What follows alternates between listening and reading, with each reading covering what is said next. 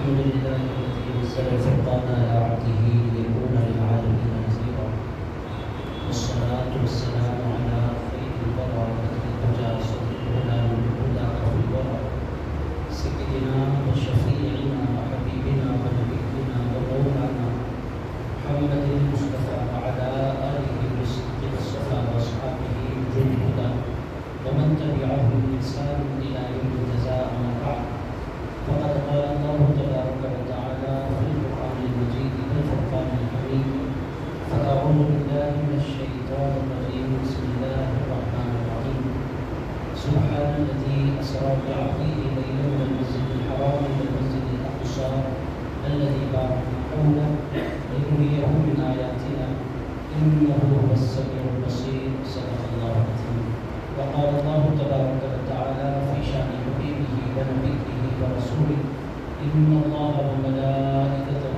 يصلون على النبي يا أيها الذين آمنوا صلوا عليه وسلموا تسليما اللهم صل وسلم وزد وبارك على حبيبك سيدنا وشفيعنا ونبينا ومولانا محمد وعلى آله وصحبه ووارث حاله وبطل كماله وابنه الكريم وبلده الشريف الغوث الأعظم والحمد لله رب العالمين معزز مکرم بزرگوں نوجوان دوستوں سے ساتھیوں پورے 3 ہفتوں کے وقفے کے بعد آپ حضرات سے اللہ تعالیٰ نے ملاقات کا موقع عنایت فرمایا۔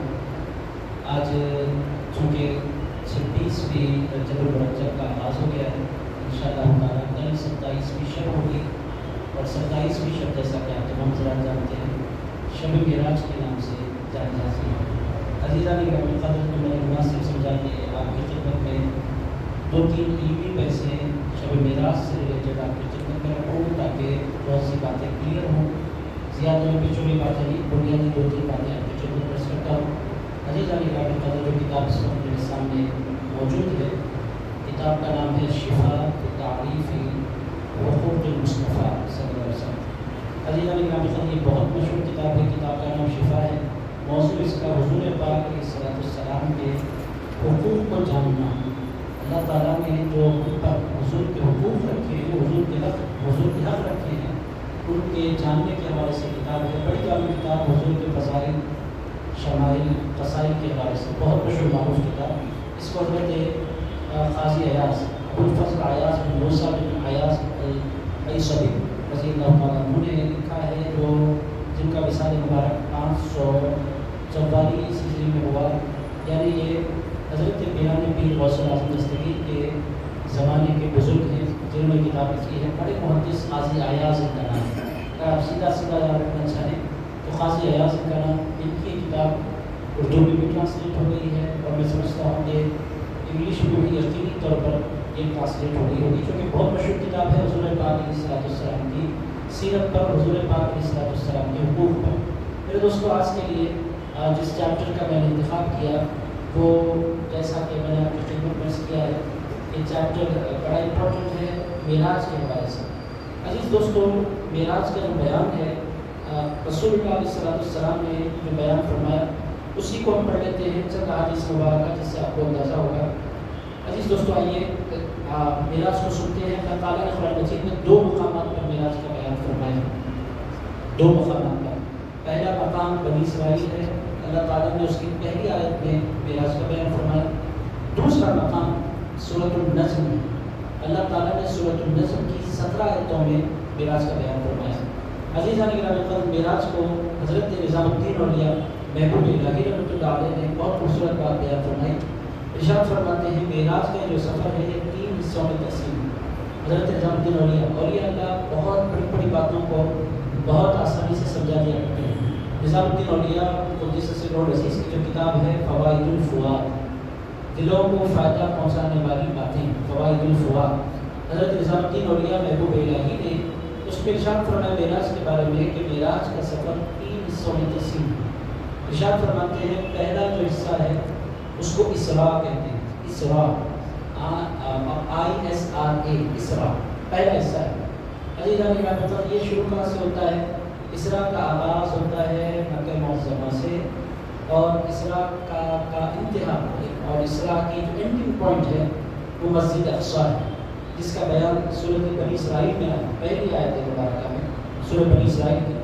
عزیزان گرامی قدر، پھر معراج کا دوسرا یعنی سفر ایک ہی ہے، وہ سفر 3 حصوں میں تقسیم ہے۔ سفر ایک ہی سفر ہے، حضور کے یعنی مکہ معظمہ سے شروع ہوا، عرش تک حضور نے پلٹ کر آئے، یہ پورا سفر ایک ہی ہے اور اس کی 3 منزلیں ہیں۔ پہلی جو منزل ہے وہ مسجد حرام سے شروع ہو کر مسجد اقصی پر ختم ہوتی ہے۔ دوسری جو منزل ہے وہ مسجد اقصی سے شروع ہو کر سدرۃ المنتہا پر ختم ہوتی ہے۔ پہلے حصے کو اسراء کہتے ہیں، ہمارے پاس اس کو شب معراج کہتے ہیں، عرب دنیا میں اس کو شب معراج نہیں کہتے، لیلۃ الاسراء والمعراج کہتے ہیں، یعنی اسراء کی معراج اور معراج کی معراج۔ عزیز دوستو، جو دوسرا حصہ ہے حضرت نظام الدین اولیاء محبوب الہی فرماتے ہیں، پہلا حصہ الاسراء ہے، دوسرا حصہ شروع کہاں سے ہوتا ہے؟ بیت المقدس سے، مسجد اقصی سے، ختم کہاں ہوتا ہے؟ سدرۃ المنتہا پر۔ یہ کون سا حصہ ہے؟ حضرت نظام الدین اولیاء محبوب الہی فرماتے ہیں یہ معراج ہے۔ اس کے بعد معراج ہی پر سفر ختم نہیں ہو جاتا۔ عزیز دوستو، اس کے بعد ایک اور منزل آتی ہے، اس منزل کو اعراج کہتے ہیں۔ یہ لفظ آپ لوگوں نے نہیں سنا ہے، اسراء آپ لوگوں نے سن رکھا ہے، معراج آپ لوگوں نے سن رکھا ہے، اعراج آپ لوگوں نے نہیں سنا۔ حضرت نظام الدین اولیاء محبوب الہی فرماتے ہیں پہلا حصہ مسجد حرام سے مسجد اقصی تک، دوسرا حصہ مسجد اقصی سے سدرۃ المنتہا تک، اور تیسرا جو سفر پاک کا حصہ ہے حضور پاک علیہ الصلوۃ والسلام کے، یہ شروع ہوتا ہے سدرۃ المنتہا سے۔ اس کی انتہا کیا ہے؟ عزیزان گرامی قدر، اس کی نہ ابتدا کوئی جانتا ہے نہ اس کی انتہا کوئی جانتا ہے۔ سدرۃ المنتہا اس مقام کو کہتے ہیں جہاں ہر ایک کی انتہا ہے، اس کے آگے کوئی جا نہیں سکتا، نہ اس کے آگے کوئی نبی تشریف لے گئے، نہ اس کے آگے کوئی رسول تشریف لے گئے، نہ اس کے آگے کوئی فرشتہ تشریف لے گئے، نہ اس کے آگے کبھی جبرائیل گئے، نہ میکائیل گئے، نہ اسرافیل گئے، نہ اسرائیل گئے۔ سدرۃ المنتہا کا مطلب کہ پوری مخلوقات کا اینڈنگ پوائنٹ ہے، اس کے آگے مخلوق کا سفر نہیں ہوتا، اس کے آگے صرف خالق کے جلوے نظر آتے ہیں۔ عزیزان گرامی قدر، سدرۃ المنتہا پر کائنات پورے عروج کے ساتھ اپنے انتہائی کمال کو پہنچ جاتی ہے، اس کے بعد پھر کچھ بھی نہیں، اس کو دوسرے لفظوں میں لا مکان بھی کہتے ہیں۔ سدرا بھی ایک مکان ہے، آسمان بھی ایک مکان ہے، سورج بھی ایک مکان ہے، چاند بھی ایک مکان ہے، سیارے بھی ایک مکان ہے، ستارے بھی ایک مکان ہے، دنیا بھی ایک مکان ہے۔ عزیزان گرامی، سدرا تک یہ سارے کے سارے، جنت بھی ایک مکان ہے اور جہنم بھی ایک مکان ہے۔ عزیزان گرامی، سدرا پر سارے مکانات کی انتہا ہو جاتی ہے، ساری مخلوقات کی انتہا ہو جاتی ہے۔ جہاں سارے مخلوقات کی انتہا ہوتی ہے وہاں سے حضور کے ایک سفر کا آغاز ہوتا ہے، اس سفر کو اعراج کہتے ہیں۔ عزیزان گرامی، پھر ان منزلوں میں نہ حضور سے پہلے کوئی گیا نہ حضور کے بعد۔ روحانی طور پر حضرت امیر خسرو جسے سمر العزیز فرماتے ہیں یہ الگ ہے۔ عزیزان گرامی، وہ فرماتے ہیں خدا خود میر مجلس بود اندر لا مکان خسرو، محمد شب میں محفل بود شب جائے کہ محمود صلی اللہ علیہ وسلم۔ حضرت نظام الدین اولیاء محبوب الہی فرماتے ہیں لوگوں کبھی ہماری ایسی مجلسیں بھی ہوتی ہیں کہ خدا خود میر مجلس بود اندر، ارشاد فرماتے ہیں ہماری جو کبھی مجلسیں ایسی بھی ہوتی ہیں کہ اے لوگوں، خدا اس مجلس میں میر مجلس ہوتا ہے، صدر مجلس ہوتا ہے، اور یہ گمان نہ کرو کہ ہماری یہ مجلسیں زمین پر سجتی ہیں، یہ بھی گمان نہ کرو کہ ہماری یہ مجلسیں آسمانوں پر سجا کرتی ہیں۔ ارشاد فرماتے ہیں خدا خود میر مجلس بود اندر لا مقام خسرو، ارشاد فرماتے ہیں ہماری یہ جو مجلسیں ہوتی ہیں یہ لا مقام ہوا کرتی ہیں۔ اس کے بعد فرماتے ہیں محمد شب میں محفل بود شب جائے کہ ادھر، ارشاد فرماتے ہیں اور اس محفل کا کمال کیا ہوتا ہے؟ فرماتے ہیں اس محفل کا کمال یہ ہوتا ہے کہ خدا میر مجلس ہوتا ہے، محمد رسول اللہ شب میں محفل ہوتے ہیں۔ عزیزان گرامی، یہ دو ہستیاں ہوتی ہیں اور پھر سارے بندے جمع ہوتے ہیں، مگر عزیزان گرامی قدر حضرت امیر خسرو کا یہ فرمانا یہ روحانی دنیا کا سفر ہے، جسم کے ساتھ کوئی نہیں گیا، مگر ہمارے آقا مولا صلی اللہ تعالیٰ علیہ وآلہ وسلم کا کمال کیا ہے؟ ہمارے آقا صلی اللہ تعالیٰ علیہ وآلہ وسلم جسم کے ساتھ تشریف لے گئے۔ پھر دوستو اس کے پیچھے دلیلیں، ایک دو دلیلیں میں آپ کو سناتا ہوں تاکہ یہ بات اچھی طرح ذہن نشین ہو جائے۔ اس میں اختلاف ہے اہل سنت میں، خاص طور پر بی بی عائشہ صدیقہ رضی اللہ تعالیٰ عنہ کوئی معمولی ہستی نہیں ہے، ام المؤمنین ہیں۔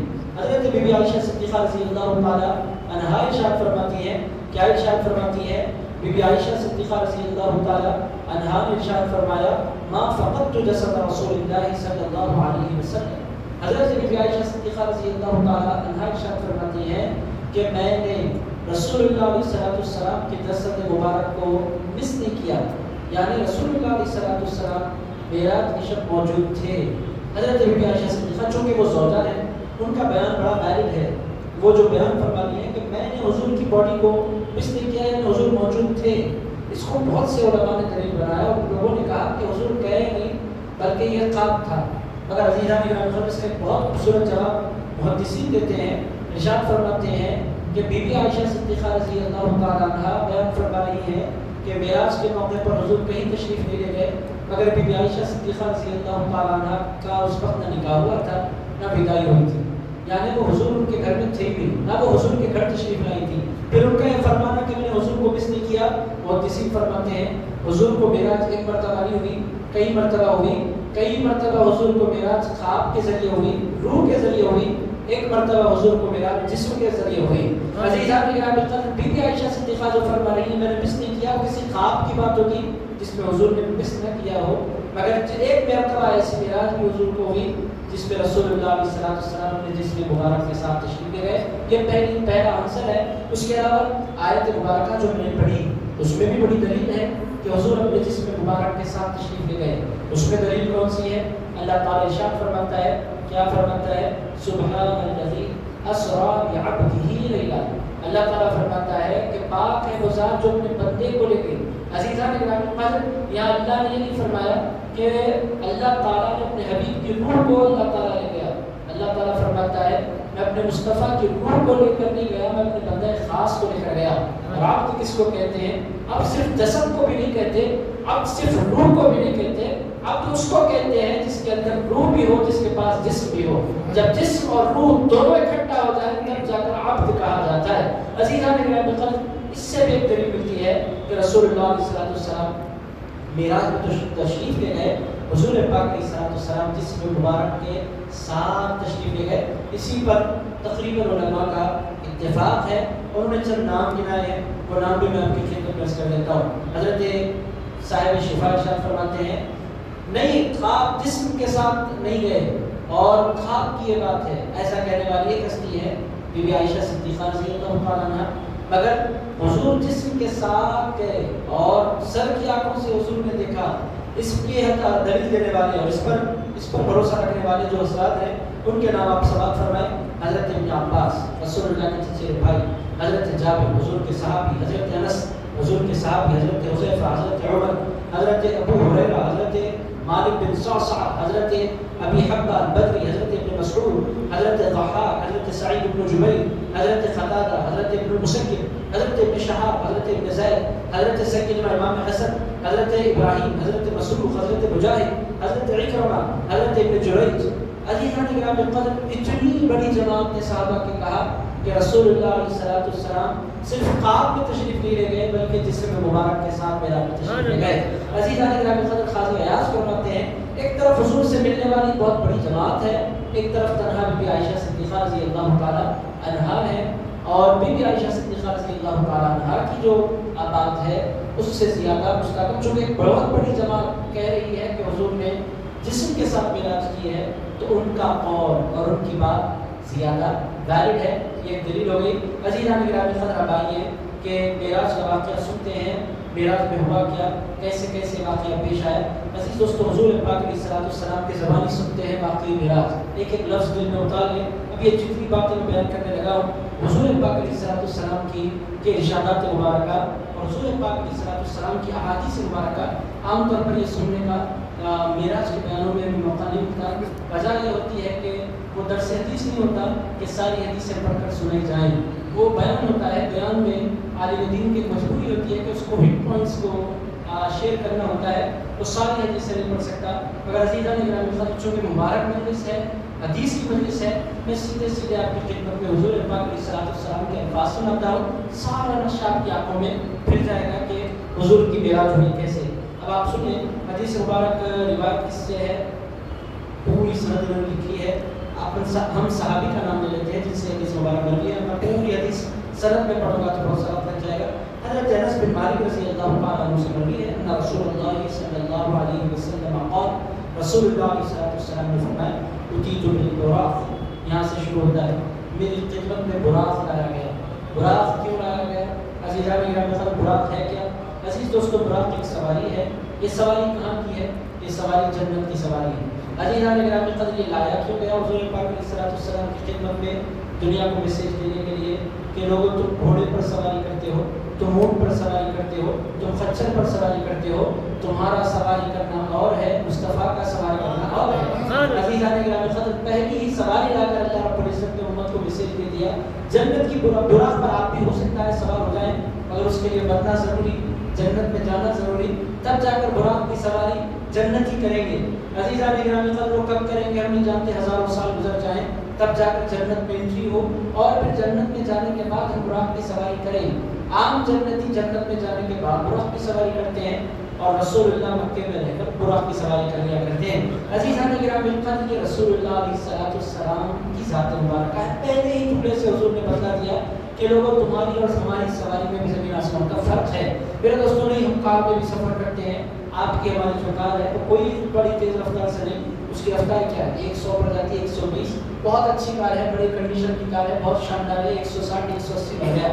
عزیزان میں 200 پر بھگاؤں گا، بھگائیں گے پھر رکیں گے نہیں، پھر سیدھا ہاسپٹل۔ عزیزان گرامی، اس کا طریقہ یہی ہے، 200 پر میں بھگاؤں گا، بھگا کر گھر نہیں جائیں گے، سیدھے ہاسپٹل تشریف لے جائیں گے یا پھر سیدھے قبرستان۔ دو ہی راستے ہیں 200 پر جانے کے۔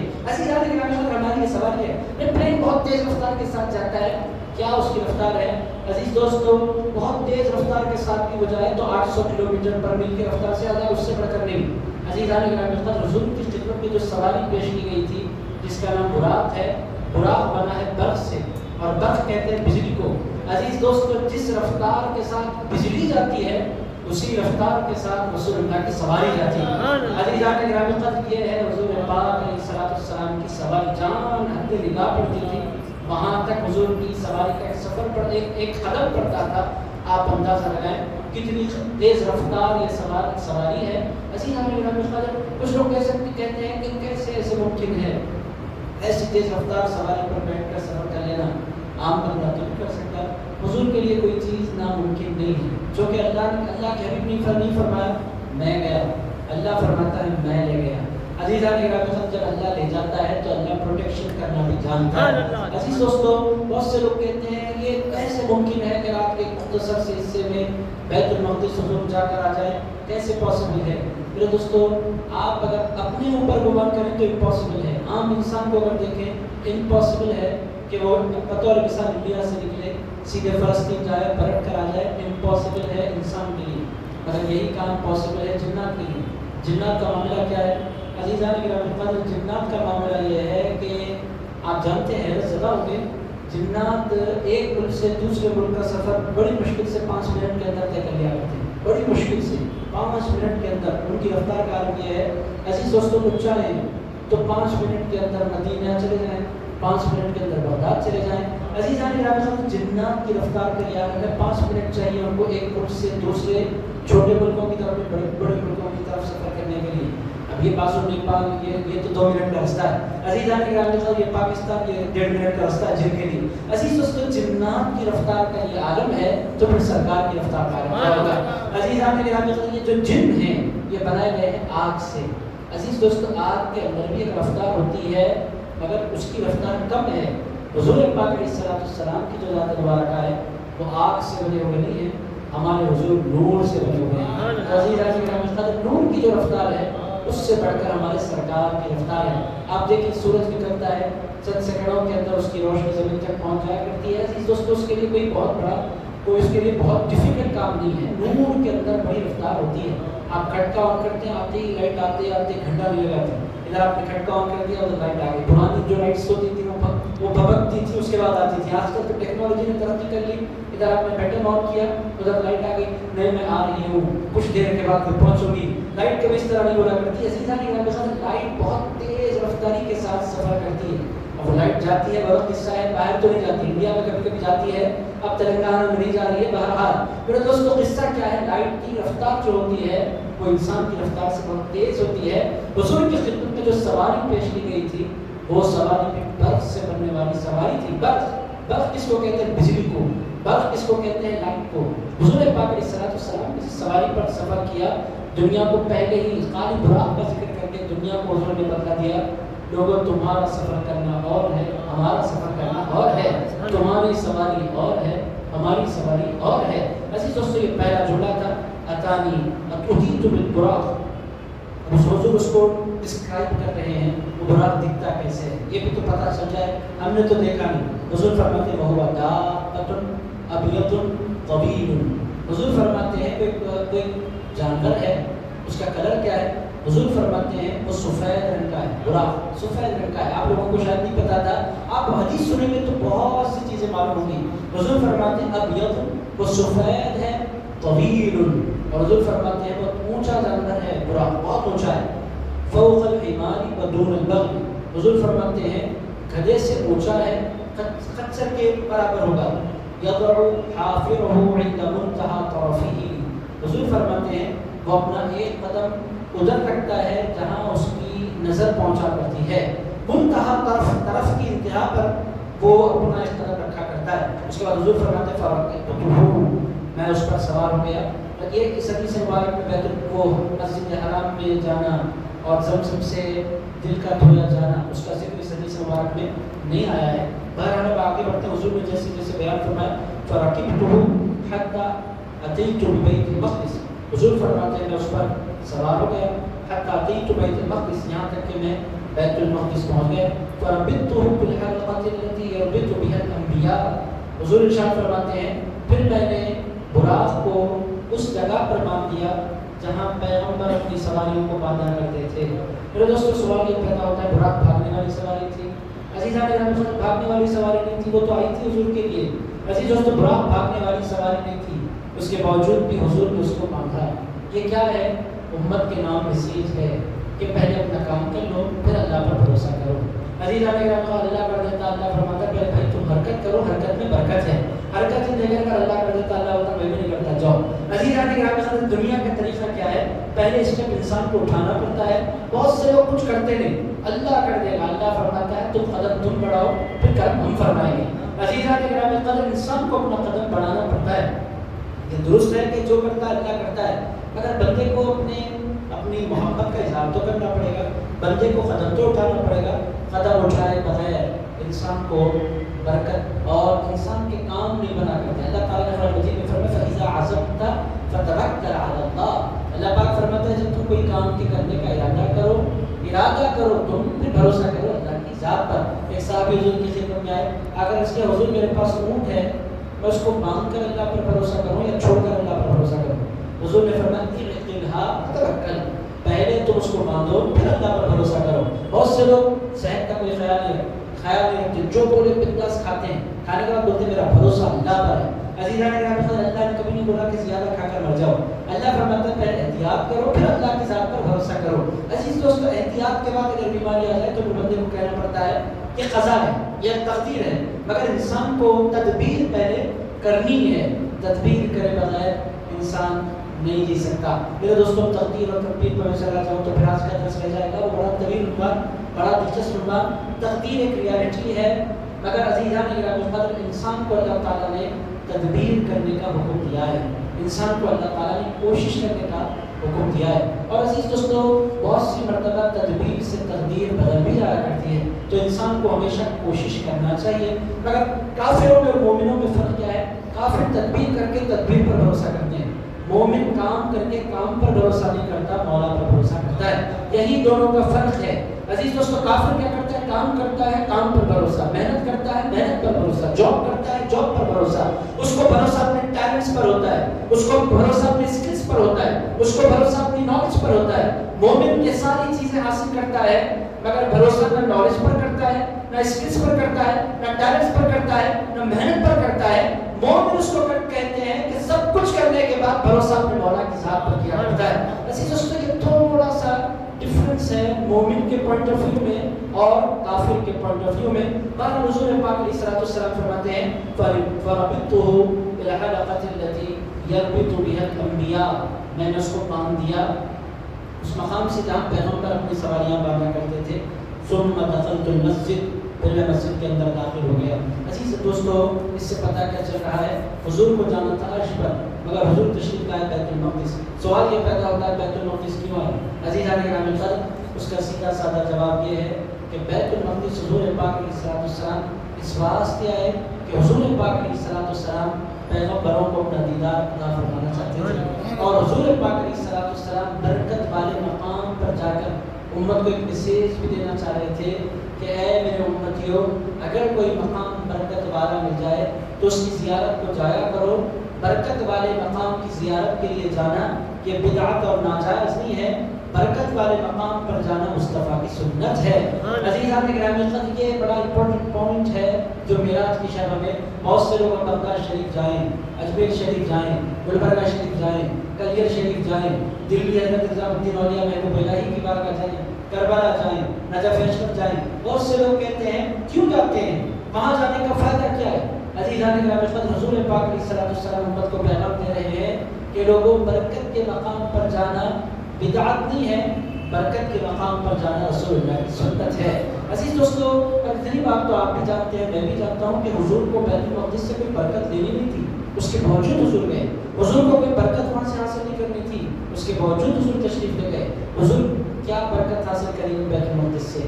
عزیزان گرامی القدر، حضور تشریف لے گئے تو بیت المقدس کو برکت نصیب ہو گئی۔ ہمارا تو ماننا یہ ہے حضور کو کہیں سے کوئی برکت حاصل کرنے کی ضرورت ہے ہی نہیں۔ میرے دوستو، ہمارے حضور علیہ السلام کو اللہ نے ایسا بنایا کہ اگر وہ کھانے کنویں میں اپنا لعاب دہن ڈال دیں تو وہ کنواں برکت والا ہو جایا کرتا ہے۔ عزیزان گرامی القدر، حضور پاک علیہ السلام مولا علی کی آنکھوں میں اپنا لعاب دہن لگا دیں تو حضرت مولا علی کی آنکھیں برکت والی ہو جایا کرتی ہیں۔ عزیز دوستو، رسول اللہ علیہ السلام سے جو بس ہو جاتا ہے کپڑا، وہ کپڑا برکت والا ہو جاتا ہے۔ تو حضور بیت المقدس برکت کے لیے تو نہیں گئے، پھر گئے کیوں؟ تربیت کے لیے گئے، امت کو میسیج دینے کے لیے گئے کہ لوگوں، برکت والے مقامات کا سفر کیا کرو، برکت والے مقامات کا سفر کرنا تمہارے رسول کی سنت ہے۔ ہم مسجدوں کے حوالے سے حضور نے فرمایا، مسجد کی نیت سے صرف 3 مسجدوں کا سفر کرنے کی حضور نے اجازت دی، ایک مسجد حرام، دوسری مسجد نبوی، تیسری مسجد اقصی۔ مسجد جو ہوتی ہے وہ 3 ہی مسجدیں ہیں جن کے سفر کے لیے، جس کی زیارت کے لیے بندہ سفر کر سکتا ہے۔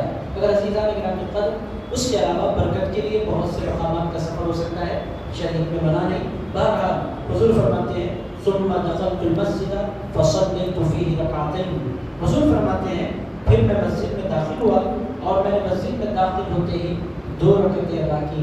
عزیز دوستو، یہ مسجد میں داخل ہوتے ہی جو 2 رکعتیں پڑھی جاتی ہیں اس کو کیا کہتے ہیں؟ تحیۃ المسجد، تحیۃ المسجد، تحیۃ المسجد۔ ہمارے یہاں انڈیا میں بالکل لوگ تحیۃ المسجد نہیں پڑھتے، میں بھی آیا کیونکہ مجھے درس دینا تھا، بیٹھ گیا۔ اگر عزیزان گرامی، مسجد کا ادب کیا ہے کہ جب بھی بندہ مسجد میں داخل ہو، اللہ تعالیٰ کا بندہ شکر ادا کرے۔ شکر ادا کرنے کا طریقہ کیا ہے؟ وہ بندہ 2 رکعتیں ادا کر لے، تحیۃ المسجد اس کو کہتے ہیں۔ آپ عرب دنیا میں جائیں تو آپ دیکھیں گے کہ وہ لوگ کوئی سنت پڑھے یا نہ پڑھے، تحیۃ المسجد ضرور پڑھ لیا کرتے ہیں۔ عزیزان گرامی، یہ بہت بڑی توفیق ہے کہ بندہ گناہ گار ایک مسجد میں اپنا قدم رکھ لے۔ عزیز دوستو، ہم جیسے گناہ گاروں کی بڑی سعادت ہے کہ مسجد کے اندر انٹر ہو جائے۔ آپ بولیں گے مسجد میں جانا کون سی بڑی سعادت ہے؟ عزیزان گرامی، یہ بہت بڑی سعادت ہے مسجد میں انٹری لینا۔ آپ لوگوں کو اندازہ نہیں ہے کہ مسجد کیا ہے، چونکہ اللہ نے سلام کی ہے۔ آپ مسجد کیا ہے ان سے پوچھئے جو دواخانے کی بیڈ پر یا ICU کی بیڈ پر لیٹے ہوئے ہیں اور تمنا کر رہے ہیں جمعے کا دن آ جائے تو کہ کاش انہیں وہ مسجد جاتا۔ عزیزان گرامی، مسجد کیا ہے؟ آپ ان سے پوچھئے جو موت کا انتظار کرتے اپنے بستر پر لیٹے ہوئے ہیں اور تڑپ رہے ہیں سجدوں کے لیے، تڑپ رہے ہیں اذانوں کے لیے۔ عزیز دوستوں، ان سے آپ پوچھئے کہ مسجد کتنی بابرکت مقام ہے اور کیسا۔ میرے دوستوں، مسجد ایک معنی میں حضور نے کتنی پیاری بات کی۔ حضور ارشاد فرماتے ہیں کہ لوگوں، جب تم گزرو تو کبھی کبھی جنت کے باغات کی سیر بھی کر لیا کرو۔ رسول اللہ علیہ السلام سے صحابہ نے پوچھا، حضور دنیا میں جنت کے باغات کہاں ہیں؟ حضور نے فرمایا جو مسجدیں ہیں وہ جنتی کے باغات ہیں۔ عزیزان گرامی، مسجد میں آ کر بیٹھ جانا سیدھا سادہ مطلب یہ ہے کہ مسجد میں بیٹھنا جنت میں بیٹھنا ہے۔ عزیز دوستو، آپ بولیں گے جنت کا تو ہمیں کوئی فیلنگ نہ ہو رہی ہے، نہ جرمم ہے، نہ محل ہے، نہ کھانے ہیں نہ غذائیں ہیں، یہاں تو کچھ بھی نہیں ہے، جنت کیسی؟ عزیزان گرامی القدر، وہ جو جسم کو ملنے والی راحتیں تو نہیں ملا کرتی، مگر دل کو ملنے والا سکون ضرور ملا کرتا ہے۔ عزیز دوستو، جنت میں جو دل کو راحت اور دل کو سکون ملتا ہے، بندے کو وہ سکون اللہ تعالیٰ دنیا ہی میں اور جنت اور مسجد ہی میں عطا فرما دیتا ہے۔ یہ ایک انتہائی خوبصورت مقام ہے، اور عزیزان گرامی القدر، مسجد اس واسطے بھی خوبصورت مقام ہے کہ جس زمانے میں ڈسٹریکشنز بہت ہیں، مسجد میں بندہ انٹر ہو جائے تو پھر پورے ڈسٹریکشنز ختم ہو جاتے ہیں، یا بندہ یکسو ہو کر اللہ کی عبادت کر سکتا ہے۔ اسی لیے حضور مسجد میں داخل ہوتے ہی کتنی رکعتیں پڑھتے تھے؟ کتنی رکعتیں؟ 2 رکعت۔ نماز کا نام کیا ہے؟ تحیۃ المسجد۔ حضرت بلال حبشی معراج کا سفر میں نہیں سمجھتا کہ پورا ہوگا، مسجد تک پہنچے، بیت المقدس تک قصہ ختم ہے۔ عزیزان گرامی القدر، میں آپ کی خدمت میں عرض کروں تحیۃ المسجد۔ حضرت بلال حبشی رضی اللہ تعالیٰ عنہ سے حضور نے فرمایا، معراج میں حضور نے پلٹ کر آئے، صبح بلال حضرت بلال سے ملاقات ہوئی، رسول اللہ علیہ السلام نے فرمایا، بلال تم کرتے کیا ہو؟ تمہارے قدموں کی آہٹ میں نے جنت میں سنی، تم چل رہے تھے زمین پر، مگر اس کی آواز مجھے جنت میں آ رہی تھی، اے بلال کرتے کیا ہو؟ حضرت بلال حبشی نے عرض کیا، یا رسول اللہ میں جب بھی وضو کرتا ہوں اور جب بھی مسجد میں داخل ہوتا ہوں 2 رکعت تحیۃ المسجد پڑھ لیا کرتا ہوں، اور اس کی برکت یہ ہے کہ قدم میں زمین پر رکھتا ہوں، آہٹ جنت میں سنائی دیتی ہے۔ عزیزان گرامی القدر، آپ اندازہ لگائیں، یعنی دنیا ہی میں اس بندے کے قدموں کی آہٹ اللہ کو اتنی پسند ہے کہ وہ زمین پر چلتا ہے تو آواز جنت تک پہنچ جایا کرتی ہے، یعنی دنیا ہی میں وہ بندہ جنتی قرار دیا جاتا ہے جو بندہ تحیۃ المسجد ادا کرے۔ آپ تحیۃ المسجد کب پڑھیں گے؟ روزانہ جب بھی مسجد میں داخل ہو، سوائے مغرب اوقات کے۔ اب کبھی ایسا ہو گیا کہ عصر کے بعد آ گئے مسجد میں اور مغرب کے اذان کا انتظار ہے، آپ شروع ہو جائیں گے تحیۃ المسجد۔ عزیزان گرامی، مکروہ اوقات میں تحیۃ المسجد نہیں پڑھنی چاہیے۔ مکروہ اوقات سے ہٹ کر آپ جب بھی مسجد میں داخل ہوں تحیۃ المسجد پڑھ لینا۔ حضور پاک علیہ السلام کی سنت مبارکہ، حضرت بلال حبشی کی سنت مبارکہ، آپ اس قدر میں تاکید کروں گا تو میں اب سنت موقع سمجھیں گے، ایک وضاحت میں کر دوں۔ عزیز دوستو، تاکید اتنی بھی نہیں کرنی چاہیے کہ موقع کو غیر موقع کو موقع لوگ سمجھنے لگ جائیں، کلیئر کر دینا ضروری ہے۔ اتنی تاکید، اتنی شان ہونے کے باوجود بھی یہ نماز سنت غیر مؤکدہ ہے، یعنی پڑھ لیں گے تو ثواب ہے، نہیں پڑھے تو کوئی گناہ نہیں۔ یہ بات ذہن نشین کر لیں آپ، چونکہ میں نے اتنی تاکید بیان کر دی، اب آپ نہیں پڑھ کر پریشان ہو جائیں گے، کیا ہو گیا ظہر کی نماز قائم ہو گئی، عصر کی نماز قائم ہو گئی، میں نے تحیۃ المسجد نہیں پڑھی، نو پرابلم، جماعت قائم ہوگی کو پڑھ لیجیے۔ تحیۃ المسجد اللہ آپ کو ایسے موقع پر پہنچائے کہ آپ کے پاس فرصت ہے تو پھر تحیۃ المسجد ادا کرنا رسول اللہ علیہ السلام کی سنت۔ بہرحال حضور فرماتے ہیں فصلیت فیہ رکعتین، پھر میں نے وہاں 2 رکعتیں پڑھی۔ حضور پاک علیہ السلام نے یہ جو حدیث مبارک ہے شارٹ لے کر جا رہے ہیں، حضور نے بعض جگہ پر اور زیادہ تفصیل دی، آپ بولے کہ پیغمبروں سے ملاقات کا ذکر نہیں آیا۔ حضور علیہ السلام سامنے جو مجلس ہوتی تھی ان کے موڈ کو دیکھ کر بیان فرماتے تھے، اگر سننے کے موڈ میں لوگ ہوتے تو زیادہ تفصیل میں جاتے، اب کم سننے کے موڈ میں ہیں، تھکے ہوئے ہیں یا کم لوگ ہیں، بندے کے چہرے کو دیکھ کر حضور جان جاتے کہ یہ کیا ہے اور چاہتا کیا ہے۔ اب واقعی بہت زیادہ دلچسپی لے کر لوگ بیٹھے ہیں تو ایک ایک تفصیل میں حضور جاتے ہیں۔ یہ جو حدیث مبارک ہے اوپر سے حضور لے کر جا رہے ہیں، آپ بولیں گے وہ نہیں آیا، عزیزان گرامی، حضور نے اس موقع پر اس حدیث میں جو حضرت انس سے مروی ہے اس میں حضور نے بیان نہیں فرمایا، وہاں پیغمبروں کی حضور نے امامت فرمائی، وہاں خطبے ہوئے، دیگر کتابوں میں آپ کو ملے گی، یہاں حضور نے اس کو نہیں بیان فرمایا۔ ارشاد فرماتے ہیں ثم خرجت، پھر میں وہاں سے نکلا، فجاءنی جبریل، میرے پاس جبریل آئے، باناء من خمر واناء من لبن، جبریل میرے پاس آئے، آ کر جبریل نے میری خدمت میں 2 پیالے پیش کیے، ایک پیالے میں خمر تھا، خمر کس کو کہتے ہیں؟ شراب۔ یا ایھا الذین آمنوا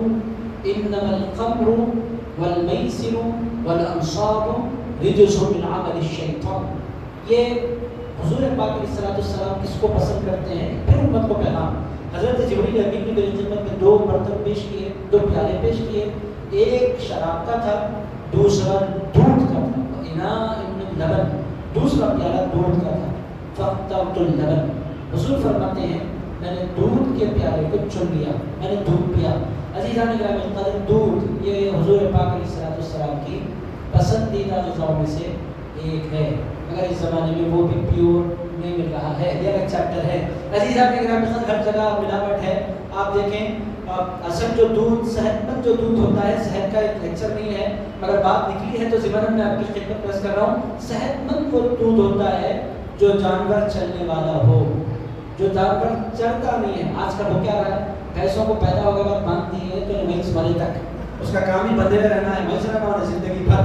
اور عزیز آنے کے انجیکشن پر بیچارے کو انجیکشن دیے جاتے ہیں، کثرت سے دودھ نکالا جاتا ہے، پھر بیکٹیریا نہیں پھیلے، پھر اس کو دوائیں پلائی جاتی ہیں. بہرحال وہ پوری دواؤں کا دودھ، آپ نے دودھ پیے چھوڑ دیں مر جائیں، کیا کریں. عزیز آنے کے حقیقت یہی ہے کہ دودھ جو ہے، اصل جو دودھ، اگر آپ جائیں یہاں سے حیدرآباد میں نہیں میسر آتا، اگر آپ یہاں سے نکل کر آپ بہار جائیں، اتر پردیش جائیں، وہاں جائیں کہ میں نے سفر کیے جلسوں کے لیے، میں نے وہاں کیا دیکھا ہے اتنا.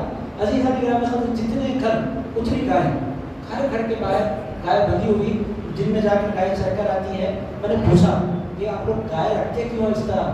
کہنے لگے ہم روزانہ تازہ دودھ پیا کرتے ہیں، اور یہ جو گائے ہے یہ چل کر آتی ہے اور بالکل فریش دودھ ہمیں نصیب ہو جایا کرتا ہے. بہرحال عزیز علی گرامی دودھ برکت والی غذا ہے، اس میں ایڈنگ بہت ہو رہی ہے، پانی بہت مل رہا ہے، دوائیں بہت مل رہی ہے، تازہ نہیں مل رہا ہے، یہ الگ عنوان ہے. مگر عزیز دوستو، اور جو چائے پر چائے پیتے چلے جا رہے ہیں، بڑا نقصان کر رہے ہیں، چونکہ دودھ اچھا ہے نہیں، پھر اوپر سے اس کو کئی گھنٹے تک پکا کر ایسو جان لے لیتے ہیں اس کے بعد آپ چائے پیتے ہیں منہ کے مزے کے لیے، اس کا بڑا نقصان انسان کو ہوتا ہے. شکر کھلی ہوئی شکر کا پانی. بہرحال عزیز دوستو، پینے والے برا نہیں مانے، مگر حقیقت بولنا میری ذمہ داری ہے، اس واسطے میں بول سکتا ہوں کہ یہ چیزیں ٹھیک نہیں ہے. بہرحال عزیز دوستو، حضور فرماتے ہیں فاخترت اللبن، میں نے دودھ کا انتخاب کیا. فقال جبریل اخترت الفطرہ، حضرت جبریل امین نے فرمایا میرے سرکار آپ نے فطرت کو قبول فرمایا. دودھ پینا فطرت ہے، شراب پینا فطرت کے خلاف ہے. میرے دوستو، آج اگر کوئی بندہ شراب پی رہا ہے وہ انسانی فطرت کے خلاف جا رہا ہے، انسانی نیچر کے خلاف جا رہا ہے. عزیزان گرامی قدر، اس کا نتیجہ کیا ہوتا ہے؟ روڈوں پر گرے ہوئے لوگ، اس کا نتیجہ ہے خاندان ٹوٹ گئے، اس کا نتیجہ ہے کاروبار بیٹھ گیا، اس کا نتیجہ ہے عزیزان گرامی قدر رشتے ٹوٹ گئے، اس کا نتیجہ ہے. عزیز دوستو، فطرت کے خلاف بندہ جائے تو بندہ نقصان اٹھاتا ہے، فطرت کے مطابق بندہ جائے تو بندہ فائدہ اٹھاتا ہے. بہرحال حضور نے دودھ کا انتخاب فرمایا. میرے دوستوں، یہ میں یہاں تک لا کر تیزی سے ختم کرتا ہوں حدیث مبارک کو. عزیز دوستوں، تیز پڑھتا ہوں، بس تفصیل میں نہیں جاتا، برکت حاصل کرنے کے لیے سیدھی حدیث پڑھ دیتا ہوں، ترجمہ رکھتا ہوں. آپ سماعت فرمائیں. ثم عرج بنا الى السماء، حضور فرماتے ہیں پھر ہمیں لے جایا گیا آسمانوں کی طرف. فاستفتح جبریل، جبریل نے دروازہ کھٹکھٹایا آسمان کا. فقیل من انت، کہنے والے نے کہا تم کون ہو؟ قال جبریل، جبریل نے کہا میں جبریل. قیل ومن معك، پوچھنے والے نے پوچھا آپ کے ساتھ کون ہے؟ قال محمد، انہوں نے کہا محمد صلی اللہ علیہ وسلم. قیل وقد بعث الیہ، پوچھنے والے فرشتے نے پوچھا کہ آپ کو مبعوث کیا گیا؟ قال قد بعث الیہ، ہاں حضور کو بلایا گیا. ففتح لنا، حضور فرماتے ہیں ہمارے لیے دروازہ کھول دیا گیا. فاذا انا بابنی الخالہ عیسی ابن مریم ویحییٰ بن زکریا علیہ السلام فرحبا بی ودعونی بخیر. حضرت آقا کائنات علیہ السلام فرماتے ہیں وہاں جب میں پہنچا تو دو خالوں کے بیٹے ایک ساتھ موجود تھے. ابنی الخالہ، خالہ کے دو بیٹے، وہ یعنی خلیرے بھائی، دو خلیرے بھائی وہاں پر موجود تھے. کون کون تھے؟ عیسی ابن مریم ویحییٰ بن زکریا. فرماتے ہیں ایک عیسیٰ ابن مریم تھے، دوسرے یحییٰ یعنی حضرت عیسیٰ علیہ السلام، حضرت یحییٰ علیہ السلام، دونوں کے دونوں تھے. فرحبا بی، ان دونوں نے کہا ویلکم. فرحبا بی، انہوں نے کہا اہلا وسہلا مرحبا. وَدَعَوْنِي بِخَيْرٍ، ان دونوں نے میرے لیے خیر کی دعا کی. ثُمَّ عُرِجَ بِنَا، پہلے آسمان کا میں بھول گیا کیا عزیز دوستو، پہلا آسمان چھوڑ کر میں دوسرے آسمان کی سنا دیا. پہلا آسمان سن لیا. وَمَن مَعَكَ قَالَ محمد. قیل اچھا. فَفَتَحَ لَنَا فَإِذَا أَنَا بِآدَمَ عَلَيْهِ السَّلَامُ فَرَحَّبَ بِي وَدَعَا لِي بِخَيْرٍ. پہلے آسمان پر حضرت آدم ملے، دوسرے آسمان پر حضرت اور حضرت یحییٰ علیہ السلام. یہ دونوں ایک دوسرے کے کیا ہوتے ہیں؟ خلیل بھائی. دونوں کا زمانہ ایک ہے، دونوں کا زمانہ ایک ہے. خلیل بھائی کا زمانہ ایک ہی ہوتا ہے نا، خالہ یعنی ماں اور خالہ ایک ہی زمانے میں ہوتے ہیں، تو دونوں کا زمانہ بھی ایک ہے. مگر حضرت عیسیٰ علیہ السلام اور حضرت یحییٰ میں بڑے پیغمبر کون ہیں؟ عیسیٰ علیہ السلام. حضرت عیسیٰ زیادہ شان والے پیغمبر ہیں. وجہ کیا ہے؟ وہ کتاب والے. کتاب جن کو نبوت کے ساتھ رسالت کے ساتھ کتاب مل جاتی ہے وہ زیادہ شان والے ہو جایا کرتے ہیں. ان کی جب ان کے پاس باضابطہ کتاب آئی اور حضرت عیسیٰ زیادہ شان والے. بہرحال دوسرے آسمان پر دو پیغمبروں سے ملاقات ہوئی.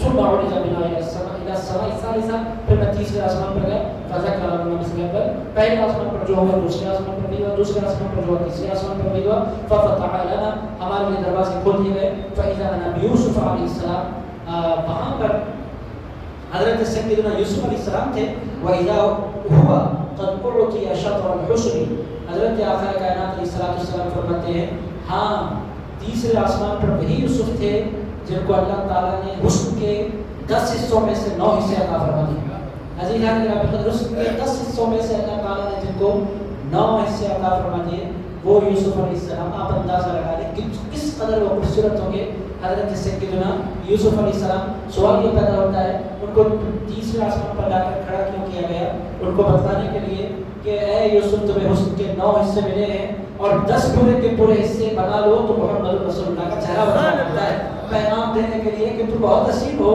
میرا مصطفیٰ کا چہرہ دیکھو حسن کو اپنے کمال پر دیکھنا چاہتے ہو تو رسول اللہ کی ذات مبارکہ پر دیکھو عزیزان گرامی قدر حضرت یوسف علیہ السلام ششدر حیرت فرح اور ابھی میرا استقبال کیا میرے دوستو ہر ایک دروازے پر آسمان کی ہر منزل پر ایک پیغمبر کو کھڑا کیا جا رہا ہے ویلکم کرنے کے لیے عزیز دوستو چاہے تو فرشتوں کے ذریعے بھی ویلکم کروایا جا سکتا ہے اگر اللہ فرماتا ہے آنے والا مہمان بڑی شان والا ہے شان والے مہمان کا استقبال بھی شان والے رسول کریں گے عزیزان گرامی قدر جو اپنے اپنے زمانوں میں ڈنکے بجا کر گئے اپنے ناموں کے اللہ تعالیٰ نے کسی کو ایسی شخصیات کو چنا جو پیغمبروں میں بے مثال ہیں 1,24,000 کا مویش پیغمبروں میں سے جس کو چاہے کھڑا کر سکتا ہے مگر کھڑا بھی کیا سب سے پہلے آدم علیہ السلام کو کھڑا کر دیا میرے مصطفیٰ نے آؤ پہلے آسمان پر کھڑے ہو جاؤ میرے حبیب کی آمد ہو رہی ہے اللہ کرنا کیا ہے کرنا یہ ہے کہ میرے حبیب آئیں گے ویلکم کرنا ہے استقبال کرنا ہے میرے رسول کا عزیز دوستو یہ ہے ہمارے سرکار کی شان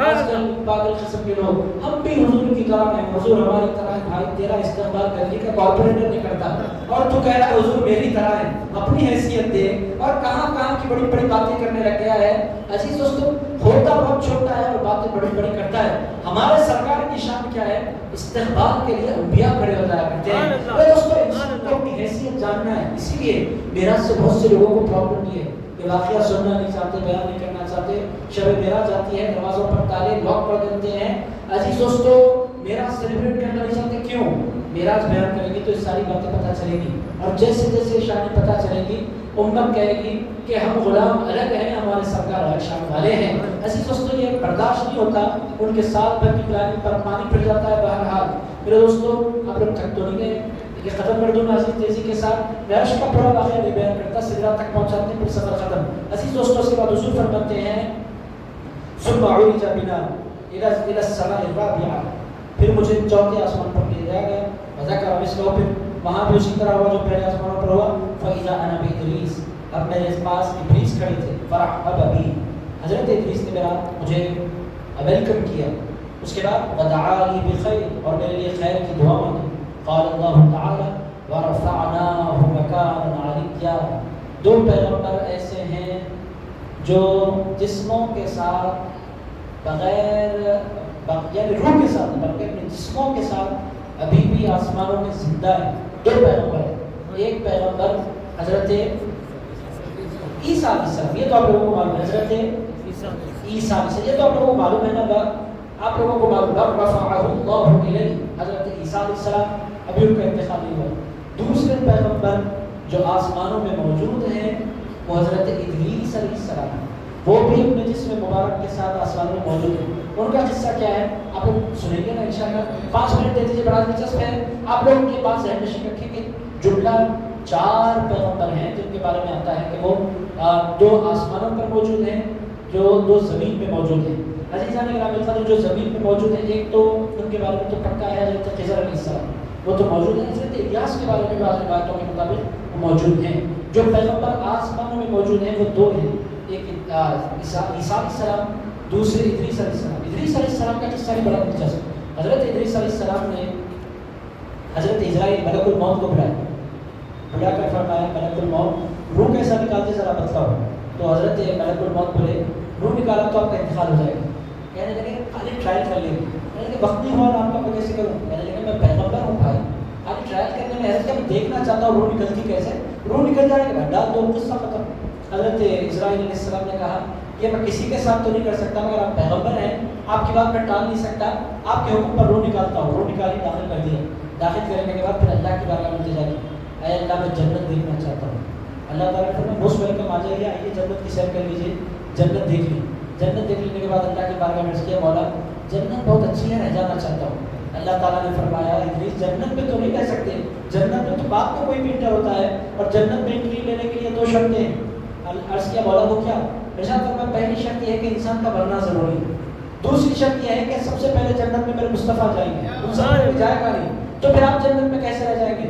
ارشاد فرمایا مرنا ضروری، وہ تو میں نے ٹرائی کر لیا ہے، مگر روح داخل ہو گئی ہے، اور میں جنت میں جو جا رہا ہوں، میں جنت میں پہلی انٹری کے طور پر نہیں جاؤں گا، رسول اللہ کے استقبال کے لیے جانا چاہتا ہوں۔ رسول اللہ نے فرمایا، حضرت پروردگار نے فرمایا جا، جتنی تمنا ہے تو رہ جاؤ استقبال کے لیے، ویلکم کرنے کے لیے۔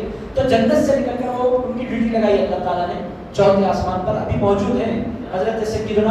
اللہ تعالیٰ نے قرآن مجید میں فرمایا وَرَفَعْنَاهُ مَكَانًا عَلِيًّا، ہم نے ادریس کو بلند مقام کی طرف بلا لیا ہے۔ تو عزیز دوستو، یہ حضرت سیدنا ادریس ہیں۔ کون سے آسمان پر ملاقات ہوئی؟ پہلے آسمان پر کس سے؟ دوسرے آسمان پر کس سے؟ عیسیٰ علیہ السلام اور یحییٰ علیہ السلام۔ تیسرے آسمان پر یوسف علیہ السلام۔ یہ یاد نہیں رہتا، ہر سال شب معراج میں دہرانا پڑتا ہے، مجھ سے بھی آپ پوچھیں، دو چار بول سکتا ہوں، پورے نہیں بول سکتا، یہ دہرانے کی چیزیں ہیں، ایمان تازہ ہوتا ہے، علم میں اضافہ ہوتا ہے۔ تیسرے آسمان پر کون ملے؟ 4تھے آسمان پر ادریس علیہ السلام۔ زندہ ہے کہ نہیں؟ زندہ ہے، جسم کے ساتھ زندہ ہے، اور آسمانوں پر موجود ہے 4تھے آسمان پر۔ عزیز دوستو، پھر کیا ہوا؟ ثم عرج بنا الى السماء الخامسة، پھر مجھے 5ویں آسمان پر لے جایا گیا۔ فاذا انا بهارون، وہاں میرے استقبال کے لیے ہارون علیہ السلام کھڑے تھے۔ ہارون علیہ السلام کون ہے؟ حضرت موسیٰ علیہ السلام کے بھائی، سگے بھائی ہیں، سگے نہیں ہیں، کزن ہیں حضرت موسیٰ علیہ السلام کے، عمر میں بڑے تھے۔ حضرت موسیٰ علیہ السلام کو بولنے میں تھوڑی سی لکنت ہوتی تھی، تو حضرت موسیٰ علیہ السلام نے اللہ رب العزت کی بارگاہ میں عرض کیا مولا میری دعوت میں ہارون کو بھی شریک فرما، تو پیغمبر کی التجا پر اللہ نے ان کو بھی اپنا نبی بنا لیا۔ بہرحال حضرت ہارون علیہ السلام کون سے آسمان پر تھے؟ 5ویں 6ٹھے آسمان پر حضور پہنچے۔ اب کون تھے؟ ثم عرج بنا الى السماء السادسة فذكر مثله فاذا انا بموسى، یہاں آ گئے حضرت سیدنا موسیٰ علیہ السلام۔ عزیز علیہ السلام، بڑی دلچسپ شخصیت حضرت موسیٰ علیہ السلام کی، اللہ کو بہت پسند ہے اور اللہ ان کو بہت چاہتا ہے۔ قرآن مجید میں اتنی کثرت سے ان کا ذکر ہے، جتنا نام ان کا آیا ہے قرآن میں کسی کا نہیں آیا ہے۔ اللہ ان سے بڑی محبت فرماتا ہے، کریم کہتے ہیں، بڑے جلال والے پیغمبر۔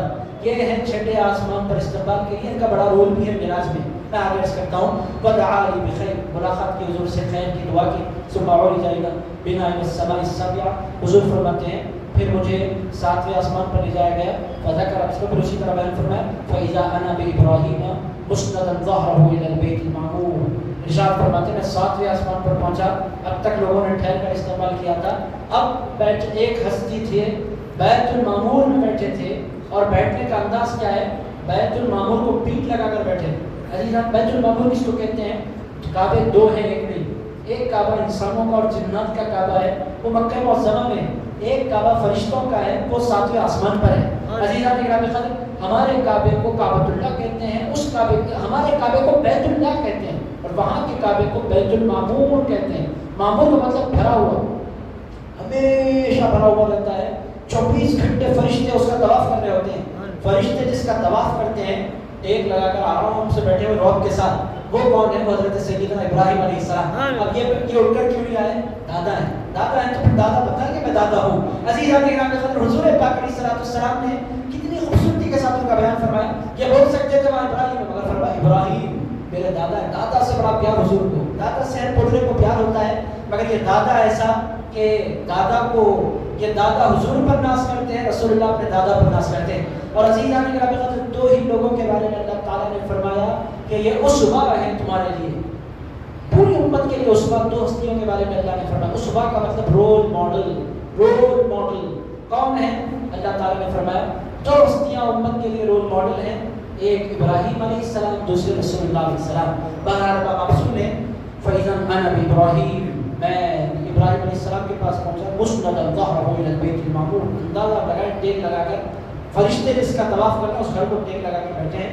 وَإِذَا هُوَ يَدْخُلُهُ كُلَّ يَوْمٍ 70,000 مَلَكٍ لَا يَعُودُونَ إِلَيْهِ، فرماتے ہیں لوگوں بیت المعمور کو معمولی گھر مت سمجھو، اس گھر کی شان یہ ہے کہ اس گھر میں روزانہ 70,000 فرشتے داخل ہوتے ہیں، ایک مرتبہ طواف کر لیتے ہیں تو پھر ان کو طواف کا موقع نہیں ملتا، پھر دوسرے 70,000 فرشتے آتے ہیں۔ جو دوستوں دنیا کی خوش نصیب مخلوق کون ہے؟ انسان۔ انسان خوش نصیب مخلوق کیوں ہے؟ ہمارے کتنے بھائی ہیں سب جا رہے ہیں مکہ کوثر، ہر سال جا رہے ہیں مدینے منورہ، جنات بھی نہیں جا سکتے۔ عزیزان میرا جنات کے اعمال میں نے پڑھا اور ڈاکٹر سیوطی نے اس کو لکھا، جنات سے پوچھنے والے نے پوچھا کہ آپ جب چاہے جہاں چاہے جا سکتے ہیں تو مکے میں بھی جب چاہے جاتے ہوں گے؟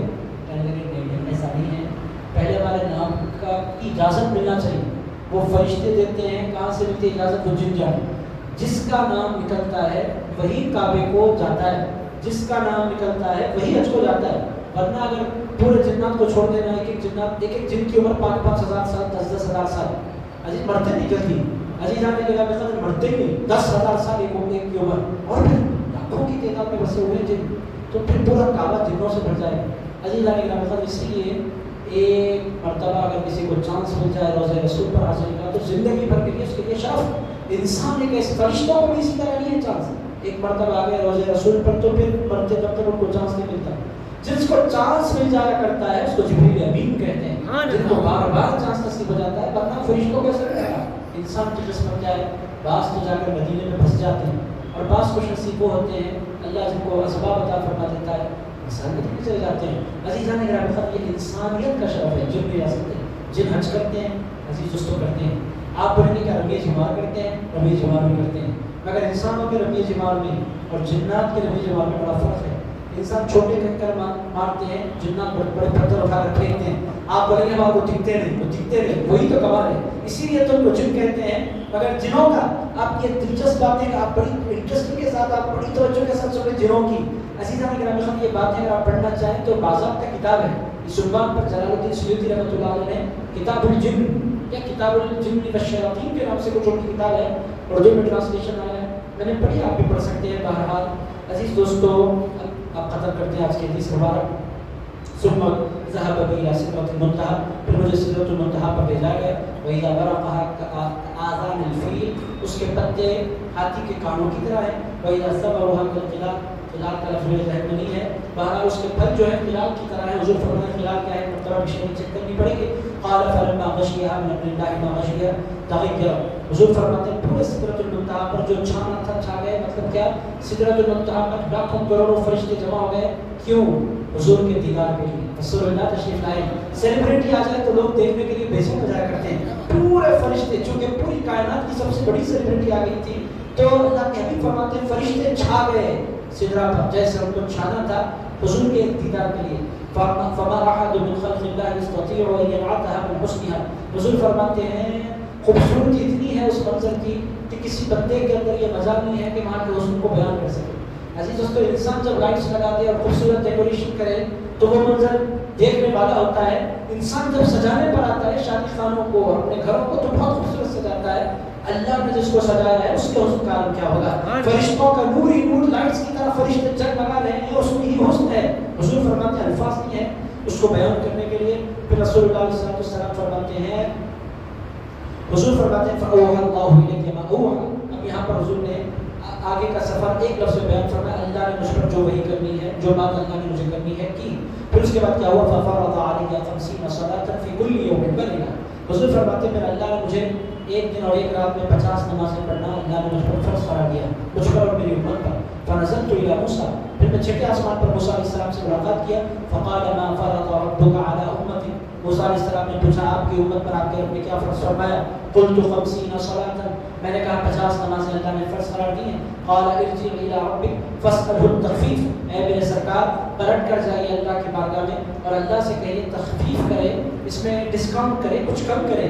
یہ 50 نمازیں آپ کی امت نہیں پڑھ سکتی، 24 گھنٹے میں 50 نمازیں اگر پڑھنا ہوتا نہ آپ گھر ہو جاتے ہیں، میں گھر ہو جاتا ہے، یہ بستر بچھا کر سو لینا پڑتا۔ عزیز دوستو مؤذن صاحب کا تو پوچھیے نہیں، اذان دینا نکلتے باہر پھر پلٹتے مسجد میں، 24 گھنٹے میں 50 نمازیں۔ مگر عزیز دوستو اب کیا ہوا سنیے، ارجع الی ربک فاسأل التخفیف، عرض کیا سرکار آپ جائیے پلٹ کر اور جا کر اللہ سے ڈسکاؤنٹ پوچھیے، کم کرنے کی گزارش کیجیے۔ فإن أمتك لا يطيقون ذلك، سرکار آپ کی امت اس قدر نماز پڑھنے کی طاقت نہیں رکھتی.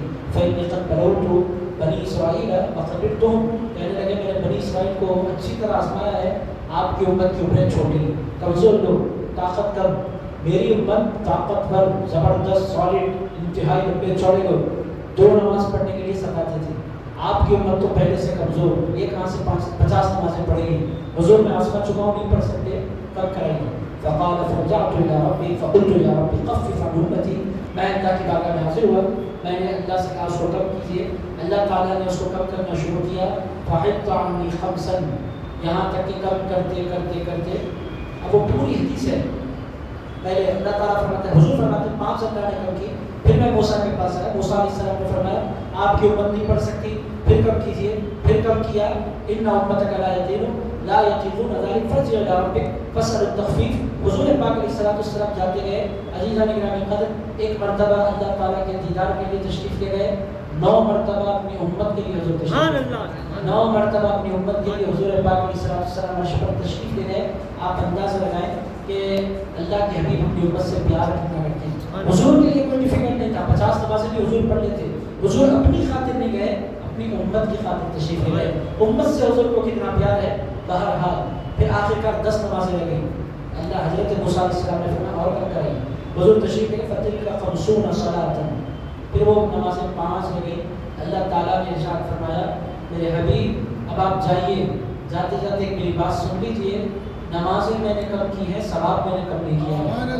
آپ کی امت میں اگر کوئی بندہ 5 نمازیں پڑھ لے گا، میرے مصطفیٰ میں اس کو 50 نمازیں فرما دوں گا. عزیزان گرامی قدر، فنزلت حتی انتہیت الی موسیٰ، 5 نمازیں لے کر اترا. پھر موسیٰ علیہ السلام سے ملاقات ہوئی. فاخبرت، میں نے ان کو اطلاع دی 5 ہو گئی ہیں نمازیں. فقال ارجع الی ربک فاسأل التخفیف. موسیٰ علیہ السلام نے فرمایا اے سرکار پھر جائیے اور کم کریں گے. جتنی بار جائیں گے اللہ اتنی بار کم کرے گا، آپ پھر جائیے. حضرت موسیٰ علیہ السلام سے رسول اللہ علیہ السلام نے فرمایا قلت قد رجعت الی ربی حتی استحییت منہ. ارشاد فرمایا میں تو جانا چاہتا ہوں مگر مجھے اپنے پروردگار سے حیا آ رہی ہے. اللہ نے میری خاطر 50 کو 5 کر دیا، اب پھر جا کر بولو کم کرو، اس کے بولنے میں مجھے حیا آ رہی ہے. ورنہ میرا تو ماننا یہ ہے اگر میں جاؤں تو اللہ 5 کو 1 بھی کر دے گا، مگر اب میں نہیں جانا چاہتا تاکہ اللہ سے مجھے حیا آ رہی ہے. عزیز دوستو، یہ تھا شب معراج کا مختصر سا بیان جو آپ نے سماعت کیا. اس کے اندر ہزاروں پہلو، میں نے صرف امپورٹنٹ باتیں آپ کی خدمت پیش کی ہیں. یہ واقعہ جب بھی سنتے ہیں ایمان تازہ ہوتا ہے اور ہم تک جو بات کھل کر واضح ہوتی ہے وہ یہ بات ہے کہ ہمارے سرکار جیسا اس پوری کائنات میں کوئی نہیں ہے. ہم بڑے خوش نصیب لوگ ہیں کہ اللہ نے ہم کو حضور کا غلام بنایا، حضور کا امتی بنایا، حضور کا نام لیوا بنایا، حضور کا چاہنے والا بنایا. اللہ رب العزت کی بارگاہ میں دعا کرتا ہوں اے پاک پروردگار حضور کی نسبت کی برکتیں ہمیں دنیا اور آخرت میں نصیب فرما. اے پروردگار جب تک زندہ رکھ، حضور کی عظمت بیان کرنے والا بنا کر زندہ رکھ. اے اللہ جب تک زندہ رکھ، حضور کی شان سن کر خوش ہونے والا بنا کر زندہ رکھ. اے پاک پروردگار جب تک زندہ رکھ، رسول اللہ علیہ السلام کا وفادار بنا کر زندہ رکھ. اے پاک پروردگار حضور پاک علیہ السلام کی وجود مبارک کی برکتیں ہمیں دنیا اور آخرت میں نصیب فرما. رسول اللہ علیہ السلام کی تحفے نماز کی قدر کرنے والا ہمیں بنا. اے پاک پروردگار جنت حضور پاک علیہ السلام تشریف لے گئے مولا، قیامت کے دن حضور کے ساتھ ہمیں جنت میں داخلہ عطا فرما. اے پاک پروردگار حشر کی منزلوں کو ہمارے لیے آسان فرما، قبر کی منزلوں کو ہمارے لیے آسان فرما. اے اللہ دنیا میں جب تک زندہ رکھ، نیک بنا کر زندہ رکھ. اے پاک پروردگار متقی بنا کر زندہ رکھ. اے اللہ جس سے محبت کرنے والا بنا کر زندہ رکھ. اے پاک پروردگار ہم تمام کے تمام گناہوں خطاؤں کو معاف فرما. اے پاک پروردگار ہم تمام پر فضل فرما. اے اللہ ہم تمام پر اپنی خلقی و رعایشہ سیدنا و حبیبنا و نبینا و مولانا محمد وعلی آلہ و صحبہ وبارک حالہ و سلام الحمد للہ رب العالمین.